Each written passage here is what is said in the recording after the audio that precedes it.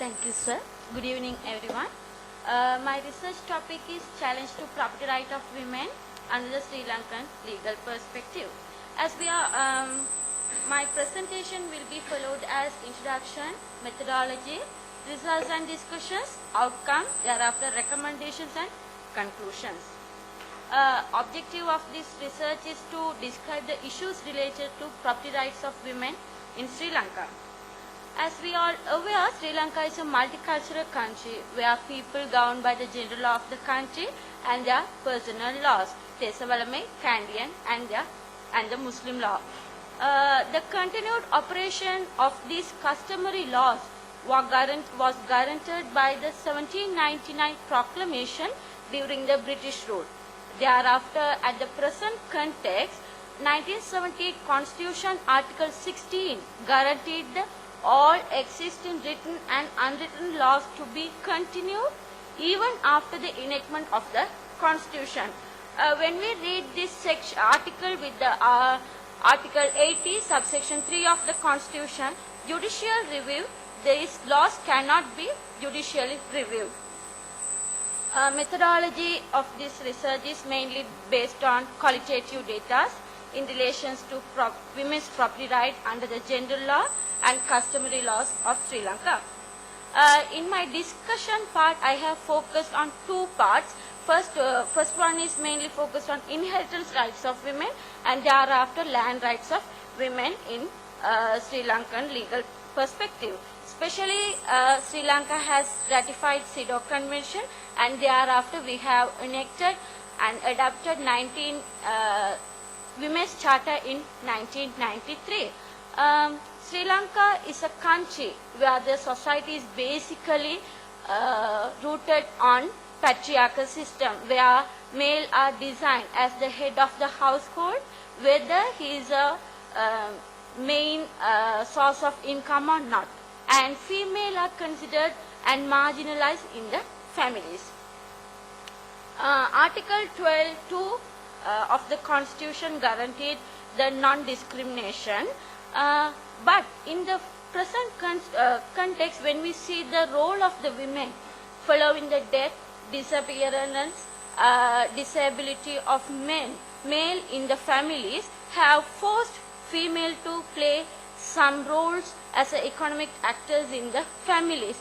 But even though they are forced to play some roles in the families to support their families, their property rights and inheritance rights are not guaranteed. Especially, but there is an exception, general law of the country, matrimonial rights and inheritance ordinance. That is, according to this ordinance, women and female children are entitled to inherit equal to male children of the family. However, when we see the customary laws of the country, the situation is not same. Especially when it comes to Tesavalame, women are entitled to inherit Cheetanam and entitled to receive Cheetanam, but this property will be controlled by the husband. When you go through the Jaffna Matrimonials and Inheritance Rights Ordinance, Section 6 states that this property cannot be mortgaged, leased or sell it without the prior written permission of the husband. But in exceptional circumstances, the courts are entitled to give permission to that women. However, when we see the present context, especially with regard to North and East, 89,000 women are widowed. This is only in North and East. That is not include the other parts of the country. Also, when we see the Islamic law recognize the male to support their family. Therefore, only female can inherit 1/3 part of the property. This is influenced in our Muslim Intestate Succession Ordinance of Sri Lanka, which states that female can inherit but not equally to male parts in the family. Kandyan law, the inheritance rights of the female or women will be decided according to their marriage status, and also the The surviving, according to section 11(1)(a) of the Canadian Law Ordinance, the surviving spouse is not an heir to the intestate property of her deceased husband. Under the law, she has a life interest in the paravani property and acquired property her deceased husband. She has a life interest in the paravani property only if the acquired property is not sufficient.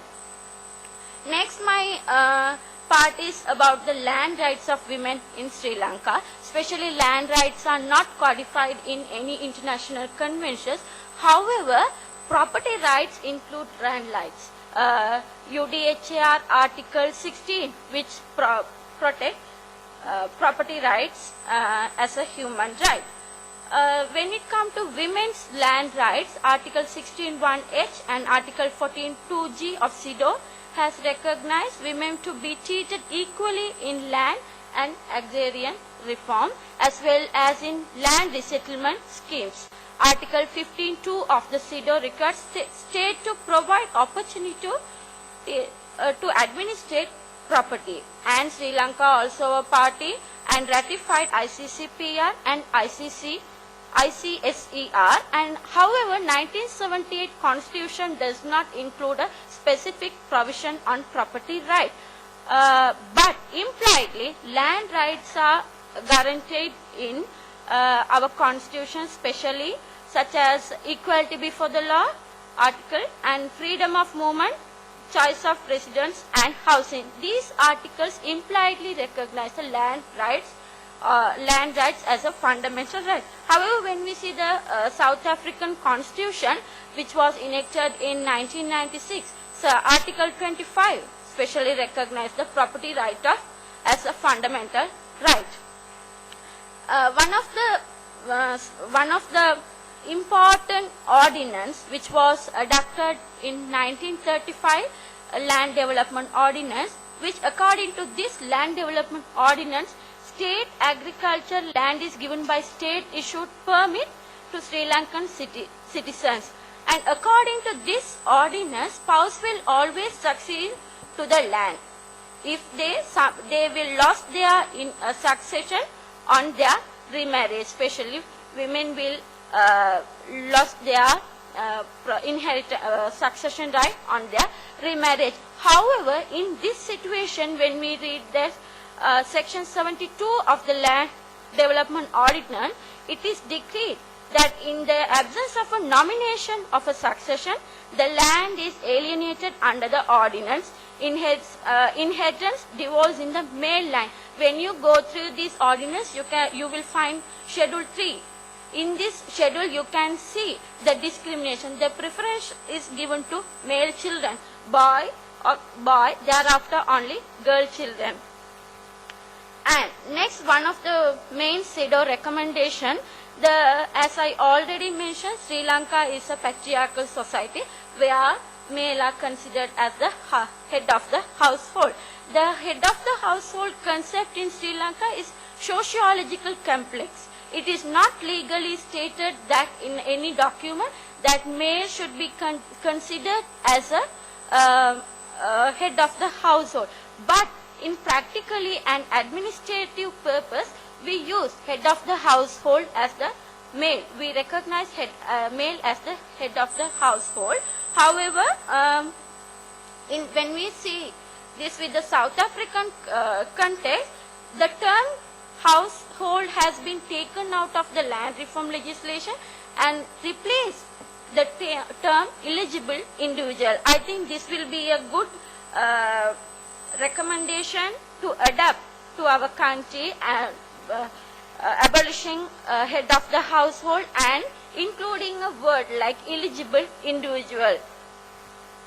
And in the present context, women and girls are often the ones that suffer the most poverty because of the war and other factors. They are mentally and physically suffering in variety of ways. The increase of divorce, separation, female-headed household and single-parent household all indicate the pressures on female to engage in economic activities. So, if we want to encourage them to take part in economic activities and support their families, we should encourage, we should recognize their property rights. A recent opinion of the Supreme Court on reference to the ICCPR Act 2007 endorsed the conservatism of the state. The Chief Justice stated in the Supreme Court that amendment of personal laws was a sensitive matter and that amendment could only take place on the basis of internal review within the communities governed by these personal laws. Also, when you go through with the Article 121, when a bill is to be enacted, the constitutionality of that bill can be reviewed. However, thereafter, when it enacted as a law, we can't judicially review it.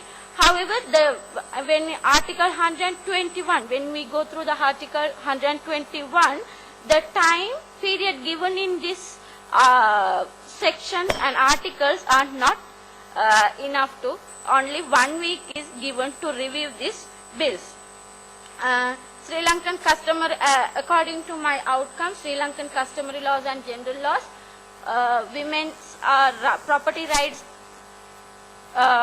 on their gender discrimination and marital status. Therefore, women are made subject to significant disabilities. My recommendations are mainly based on Indian Constitution and judiciary, because that is also a country where multicultural country and people governed by their personal laws. Therefore, my conclusion is laws and policies cannot alone eliminate discrimination against women. In addition to this, initial step awareness among women is necessary and urgent. Lack of awareness among women about their property right, how they can be effectuated, is a major problem. Thank you.